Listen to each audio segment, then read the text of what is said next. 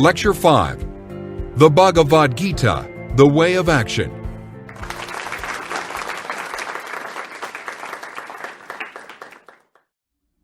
Hello, welcome back. In this lecture, we're going to talk about the Bhagavad Gita. Like the Vedas and the Upanishads, the authorship of this text is uncertain, but there's a great mind behind this book, and certainly the Bhagavad Gita is a landmark in Asian intellectual history. The Bhagavad Gita is a brief section from the Mahabharata, which is probably the longest poem in the world. It's about 8 times the length of the Iliad and the Odyssey put together. It was written sometime between 400 BC and 200 AD. It's traditionally ascribed to Vyasa. There's a name attached to it, but he's more of a legend than an actual person. He's an important figure early on in the epic. In fact, he's the grandfather of the main characters, but he's certainly more mythical than, say, Homer. The Mahabharata is a massive epic. The Indians say that what's not here is not found anywhere else. In other words, they say all the stories in the world are contained within the Mahabharata. The names may be a little bit different, some of the details may be changed, but it's all pretty much there. Now, in the middle of this huge work is a section of 18 short chapters, maybe 700 verses out of 90,000 verses. And that's the part that's known as the Bhagavad Gita. And sometimes we refer to it as the Gita for short. This text became an independent text. It was circulated separately from the vast Mahabharata. And it became one of the most important and beloved works of Hindu scripture, with a great deal of significance for Indian literature and also philosophy. We'll see later in this course a number of important figures write significant commentaries on the Bhagavad Gita. People like Shankara and Ramanuja, even Mahatma Gandhi, who for many years read the Gita every day and referred to it as his spiritual dictionary. Certainly, the Bhagavad Gita is the Hindu text that has attracted the most attention from foreigners. Now, here's the question that the text is trying to get at. Can someone live a life that's spiritually meaningful in a serious way without withdrawing from family and society? So you might hear a little bit of criticism of Jains and Buddhists for whom the ideal life is to become a monk. Or even that's true of Hindu ascetics, some of the people from the Upanishads. But leaving family and possessions and wandering about, spending your time in meditation, it's not really a viable option for most people. And what if everyone did it? I mean, society would sort of come to an end, families would come to an end very quickly. So the Bhagavad Gita is about the value of an active life, an active spiritual life, as opposed to a life that's withdrawn from society in renunciation. Let me talk about the background stories here in this long epic, the Mahabharata. There are 2 sets of cousins that are competing for the throne. Our heroes are the 5 Pandava brothers, the eldest of whom, Yudhishthira, loses his claim to the kingdom in a dice game. His evil cousins challenge him to a match. So they're going to play this game, and the winner will get the kingdom eventually. And the evil cousins have confidence to do this because there's a bad uncle, he's sort of a card sharp, but with dice, who's going to help them out. And so they challenge Yudhishthira to this gambling game. Because he comes from the Kshatriya class, remember that's the warrior caste, it's against his dharma to withdraw once someone has challenged him directly. So he accepts this challenge. And then he gets so caught up in this passion of the game that he loses everything. I mean, it starts with a few small things that are wagered, and then it's double or nothing, and then more, and he loses not only his possessions, but also his kingdom. And then he even sacrifices the freedom of his brothers. He wagers his brothers, and he loses. They become slaves. He wagers himself, and then he wagers, at the very end, Draupadi, who is his wife. Oddly enough, she's actually the wife of all 5 brothers. It's sort of an unusual family situation that it's not replicated elsewhere in Indian history. Just this one particular family. At the terrible climax, after he's lost everything, a jackal cries out, and everyone in the court recognizes this is a bad omen. The blind king, who's overseeing this match, decides to grant Draupadi 3 wishes. Her first wish is, she says, I would like freedom for Yudhishthira. Remember the oldest brother who has done all this gambling. And the king says, all right. He says, what's your second wish? And she says, I would like for my husbands, right, his 4 brothers, to be free as well. And that's granted. And then the king turns to her and says, what's your third wish? You get 3. And she says, nothing. I actually don't want anything more. The idea here is if you push things too far, there will be bad consequences. Be wary of desire. Actually, Draupadi says, greed destroys dharma. Okay. You've probably heard stories of 3 wishes before. Have you ever heard a story like this, where the third wish is, no thanks, I don't need any more wishes? The 2 sides, the 2 sets of cousins, work out a deal whereby the Pandava brothers will go into exile for 13 years, and then after that time, they can come back and reclaim their kingdom. As you might guess, when the time is up, they come back to the kingdom, the cousins won't budge, war is then inevitable, and the 2 groups of cousins, along with all of their allies and their armies, are set to fight each other in a climactic battle. One of the Pandava brothers, Arjuna, and he's the great archer, looks out toward the opposing forces, and he recognizes their friends and loved ones, his teachers are there, and he decides that the kingdom isn't worth the cost. He doesn't want to kill those people. He doesn't even want to fight. And overwhelmed with sorrow and anguish, he slumps down in his chariot, casts aside his bow and his arrows, and says, that's it. He has a chariot driver who's the god Krishna. So actually, this is Vishnu who's taken a human form as Krishna, who's accompanying him. And Krishna tries to persuade Arjuna to do his duty. And the conversation between the 2, a man and a god, is what makes up the Bhagavad Gita. As I said, Krishna is an incarnation of Vishnu. He's the supreme God who's beyond desire.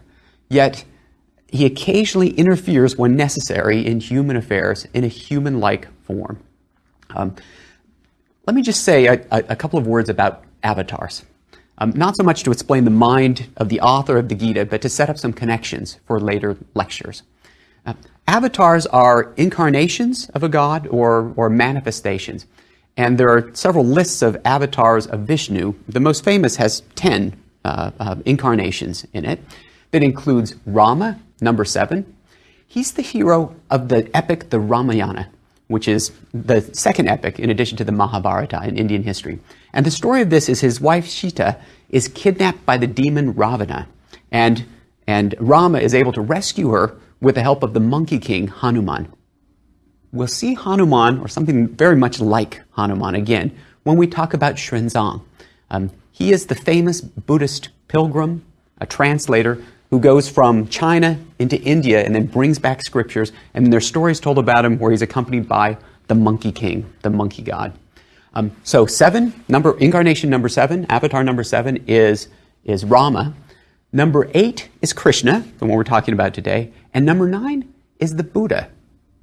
This is sort of interesting because when Buddhists in India start to have conflict with Hindus are able to say, when you worship the Buddha, you're actually just worshiping Vishnu in another form. So it's okay. You can still be Hinduism. And this is part of the reason that Buddhism eventually is going to die out in India. It gets sort of reabsorbed into Hinduism. All right, back to the Mahabharata and the Bhagavad Gita. I've given you the literary context, but there's a larger historical context to the Gita. It was a time of increasing warfare and social conflict in India associated with growing kingdoms and urbanization, more trade, more awareness of the larger world and suffering. It's the same situation that we talked about when we talked about Jainism and Buddhism.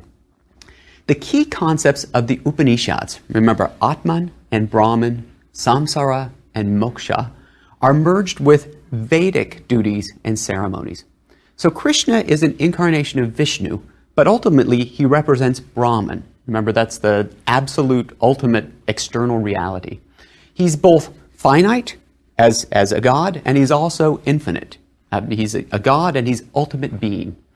So There's a dialogue in the Bhagavad Gita between a knower and a seeker. This is Krishna is the one who knows, and Arjuna is the one who tries to find answers. The title Bhagavad Gita means the song of the Lord, and it's a poem, it's in verse, and it's about the search for permanence and calmness and serenity in a world of change. In the middle of the story is where you're going to start this. A lot has gone on beforehand. There are lots of names, but basically Arjuna is concerned about causing suffering, about bad karma, and about destroying his family. Krishna gives him 5 reasons why he should fight. The Bhagavad Gita is not quite this systematic. It's more literary, but I'll pull out the main ideas. First reason, because the Atman, remember the self, is eternal, no one is ever actually killed. They're simply sent in the next phase of reincarnation. He who takes the self to be a slayer, he who takes it to be the slain, neither of these knows. I'm quoting here. It does not slay, nor is it slain. The second reason that he should fight is because of duty and honor. Remember dharma, which is caste duty. And this is what Arjuna was born to do. He's a warrior. It's not sinful to fulfill your station in life. In fact, it's better to do your own duty poorly rather than someone else's done well. For example, if you're from the warrior caste, you're not much of a fighter, but you're a great potter. It's still better to fight poorly rather than to take someone else's caste duty. The third reason that Krishna gives Arjuna why he should fight is inaction is impossible. So withdrawing from action is itself a deliberate act, right? As he throws off his bow, that's still something. Not making a choice is still a choice. And in some ways, this is a jab at the Buddhists a little bit who say, oh, withdraw from society entirely. A Christian is going to say, you can't not choose. You can't not act. The fourth reason is the source of evil, right, of bad karma, is passion and desire. It doesn't necessarily come from the actions themselves. So, fifth reason, he's going to explain that there are ways to act where you can do what you need to do but not get bad karma. There are 3 ways that are noted in the Bhagavad Gita. The first is Jnana Yoga, the way of knowledge, and this is based on the Upanishads. It's the idea that life and death are not real. Selfhood is an illusion. Monism, remember that Atman equals Brahman. What's deepest inside you is the same as what's outside in the world. And in particular, Krishna is everything, right? He's the incarnation of Brahman. Here's another quotation. He who sees me in all things, Krishna speaking, and sees all things in me, he never becomes separated from me, nor do I become separated from him. If you're able to realize that oneness of all things, you can escape the bad karma that comes from acting in this life. The second mode of escape is the way of devotion. And this is going to be developed more fully later in Hinduism. But it's still there in the Gita. And the idea is that you can dedicate your actions to Krishna. And he, in return, will take upon himself any of the karmic consequences. So you sacrifice yourself, you sort of surrender your own will, rather than spending it in expensive ceremonies and sacrifices. You make yourself a sacrifice to God in everything that you do. The third way to escape bad karma is karma yoga, the way of works. This is the big idea in the Gita, and we'll talk about it in much more detail later. But it's basically acting without attachment. So you do something, but you're not too concerned about the consequences of your action. It's a form of partial renunciation, so that you still do what you need to do, but you're not entirely invested in it. Each of these 3 paths is appropriate for different sorts of people. For Brahmins, it would be the way of knowledge.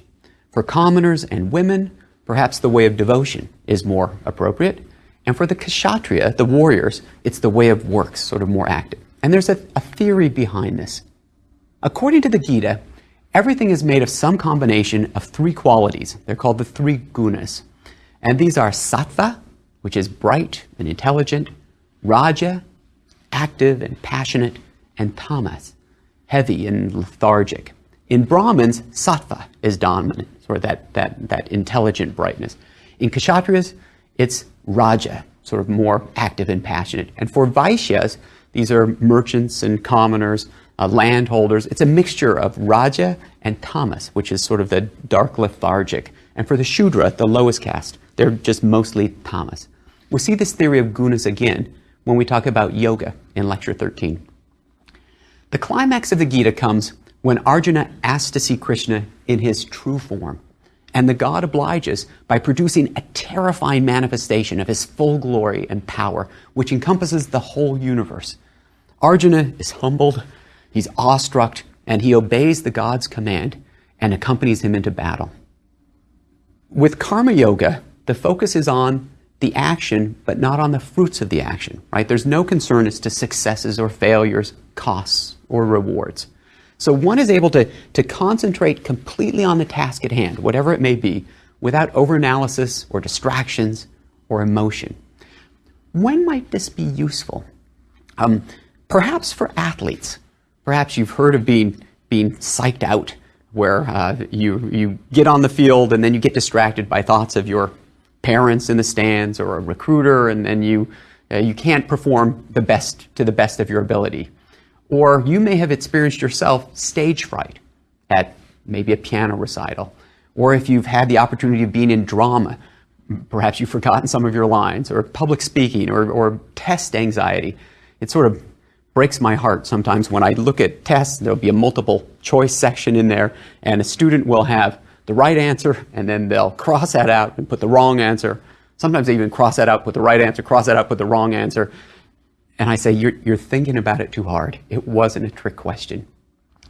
It might be useful in applying for jobs, a time when, again, you're so caught up in desire that you don't really say the right things. You don't come off as well as you could.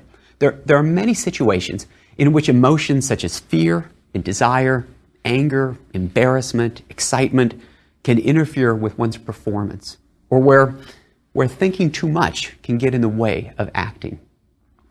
So if you act with karma yoga, not getting attached to the fruits, according to the Bhagavad Gita, you'll be more effective.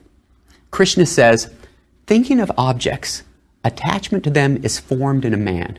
And from attachment, longing, and from longing, anger grows.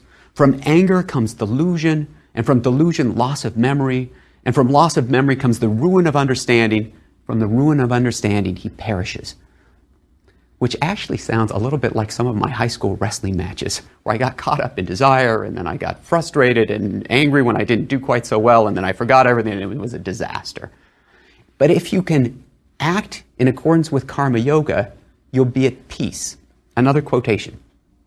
But the self-controlled man, moving among objects with senses under restraint, free from attraction and aversion, attains to tranquility. Or, as it says elsewhere, Krishna says, he whose mind is not shaken by adversity, who does not hanker after happiness, who has become free from affection, fear, and wrath, is indeed the sage of steady wisdom. What a lovely image, to be the sage of steady wisdom, calm, unperturbed, regardless of what might come. Sometimes I feel like it might be a failure on my own part that I'm so affected by the weather. When the sun is shining, when it's a lovely day, I feel great. When it's overcast and drizzling, I'm sort of a little bit down. And then I think, isn't it time to take control of your own life? Why are you so affected by something that's so external? If you live according to karma yoga, you can be free of karma, right? So a bad karma in particular. So a quotation again, forsaking the clinging to the fruits of action, ever satisfied, depending on nothing, though engaged in action, he does not do anything. So it's sort of a non-karmic action, which may sound a little bit like effortless action from the Tao Te Ching that we'll be talking about in the future. Karma yoga offers a way to combine the religious sensibilities of the Upanishads with ordinary life. And so that will include obligations to one's family, profession, social status, and nation. Unlike the solitary asceticism practiced by Hindu holy men, or Jains, or Buddhists, karma yoga emphasizes social responsibilities and community. Note also the emphasis on mind, and that might be a response to Buddhism, which also cares a lot about mental processes. The same actions can have very different consequences in terms of karma, depending simply on one's attitude. Karma Yoga offers a resolution of military conquest versus spiritual conquest. And remember, that was Siddhartha Gautama's dilemma. That there was a prophecy that he was either going to be a great ruler or a great spiritual leader. He couldn't be both. But in the Gita, Arjuna actually is offered both of those. It's an eloquent rebuttal to those preaching the doctrines of renunciation. Ultimately, Karma Yoga, along with the paths of knowledge and devotion, offer liberation, remember moksha, union with the god Krishna, and union indeed with the universe, with Brahman. All right, some implications. What might these ideas mean in our culture? I confess that when I first heard of Karma Yoga, I was a little bit horrified. Isn't it morally hazardous to ignore the consequences of one's actions? I mean, the ideas in the Gita seemed a little dangerous.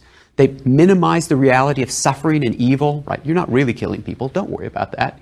There's no critique of society about how the caste system may be unfair. It disconnects actions from their consequences, and it potentially absolves evil by means of devotion or duty, which sounds a little bit like what Nazis said after World War II, right, in the Holocaust. We were just doing our duty, they said. But at the same time, if the goals are admirable, there's something to be said for calm, decisive, emotionless action. Imagine a corporation that's struggling financially. Perhaps for the very survival of the company, some workers have to be let go. An effective CEO can't worry unduly about each person, right? You imagine you're the stockholders. You hired him or her to make tough decisions, and if she can't do it, then she's not a real CEO. You need to get someone else who will fulfill her role. That's just her duty. Obviously, Karma Yoga is going to be applicable to soldiers. That was the original context. But think also of government officials who must trim costs sometimes, or doctors who occasionally have to inflict some pain in order to cure, or professors who, in all fairness, sometimes have the difficult job of handing out Fs, or parents who must discipline their children if they're not going to turn into little monsters. Those people all might benefit from Karma Yoga, which highlights the dangers of acting with emotion. Let me take the last example, the one about parents. Sometimes my children need correction. I find this very unpleasant. Remember the line, "This will hurt me a lot more than it will hurt you." But it's something that my duty as a father requires. Yet, I believe that it's important to never discipline a child in anger. I mean, in the heat of a moment. You might have seen this in a public place, like a restaurant, for example, where a couple will bring their children, and the children will start acting up, and after a while they'll start getting, the bad parent looks from other people, like, "Why did you bring them here? Why can't you control them?" And the parents get more and more frustrated and embarrassed, and they sort of lash out at their children sometimes in ways that might make you uncomfortable. As dispassionately as possible for a parent, it's important to enforce the rules. At least I've tried to do this. I try not to let my own embarrassment or ego or frustration interfere in doing what I think is right and fair. Let me give you another example. This example I'll call Karma Yoga driving. I'm taping this in Washington, D.C. now. I live in North Carolina. I actually have friends here. We come up at least once a year, sometimes more. When I get ready to drive up, particularly I-95, I give myself a little pep talk beforehand, and I say, when you get out on the freeway, there are going to be bad drivers there. There are going to be people who are going to cut you off. They're going to tailgate. They're not going to signal, and there's nothing that you can do that's going to change that situation, but you're not going to let it bother you. You're just going to drive as calmly as you can. You're going to focus on your goal. You're not going to worry about being late or all of that. You're just going to get there as effectively as possible. Road rage is never a good idea. Sometimes getting too emotionally involved can be counterproductive. So when you read the Bhagavad Gita, you'll need to make up your own mind. Is it valuable, or is it in some ways reprehensible? And in what circumstances might Karma Yoga be appropriate, or perhaps not so desirable. The ideas of Bhakti Yoga and Karma Yoga, remember Bhakti Yoga is the way of devotion, Karma Yoga the way of action. Those ideas are not entirely foreign to Western thought. There are some parallels. You may remember some of the sayings of Jesus in the New Testament. He once said, "Whosoever will save his life shall lose it, but whosoever will lose his life for my sake shall save it." It's a notion of surrendering one's will there to Jesus. Also a notion of disinterested action. From the Sermon on the Mount, he said, "Don't be like the hypocrites who give alms or fast or pray to be seen of others." Right? They have their reward, is what Jesus says. Right? They're just doing it for the rewards, to be seen of others. You should do it for God, without concern for rewards. Some people, some philosophers, have even argued that truly moral action is only possible if there's no concern for reputation, for payback, or even for heaven and hell. Desireless, selfless action is the only action that truly counts as moral. If you're less religiously inclined, being totally absorbed in a task is another way to lose oneself. And think about, in your life, what kinds of things might be like that? Something where you're engaged in doing something, and then the next time you look up at the clock, the whole afternoon has gone by. You've hardly noticed it. It might be reading or writing, which is actually something that works for me. You may be engrossed in figuring out a puzzle, or in fishing, or making music, or maybe constructing something in your garage. Whatever it is, it would be some activity that you find so engaging that you can give it your single-minded attention. I mean, you don't have to work to really be part of this. The time just seems to zip by. You might even forget to eat. That's a really satisfying mode of action, and it can be incredibly productive as well. And there's something about karma yoga there, too. Indeed, it might be a problem with multitasking or with the internet. There's so many distractions. It makes for fewer opportunities for that sort of single-minded, very productive, effective, satisfying action that's quite close to what I think the ideal of karma yoga is. I like the idea of happiness coming from internal rather than external causes. The Bhagavad Gita shows a method of self-control that leads to peace in an uncertain world, regardless of success or failure. For these and for other reasons, partly because it's very short, the Bhagavad Gita has had a great influence even outside of India. The earliest translation from Sanskrit to English was made in 1785, right, just after the American Revolution, by a merchant with the British East India Company. His name was Charles Wilkins, and people were very excited about this at the time. In 1809, William Blake, remember the great English poet and artist, exhibited a drawing that he had entitled The Brahmins, which showed Wilkins working with his Brahmin collaborators in translating the Gita. In 1845, Ralph Waldo Emerson wrote this in his journal. He said, my friend and I owed a magnificent day to the Bhagavad Gita. It was the first of books. It was as if an empire spoke to us.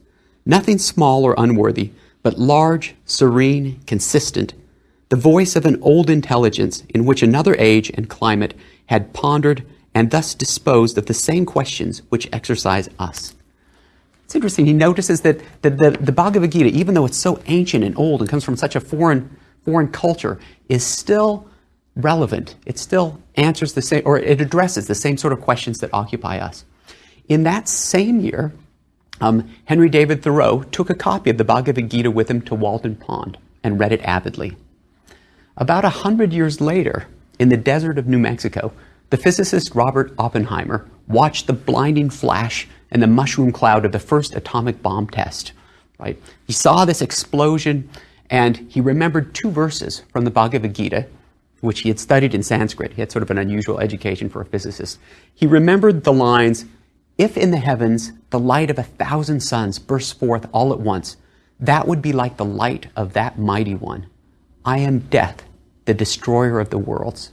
That somehow fits this atomic explosion. Whoever wrote the Bhagavad Gita was certainly one of the great minds of the Eastern intellectual tradition, and his influence is now spread out of Asia and across the globe.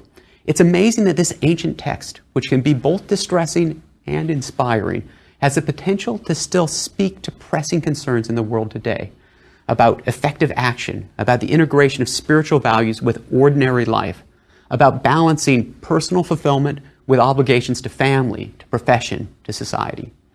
In my own case, I'm still working on the details of karma yoga lecturing. We'll see how it goes next time when we talk about Confucius.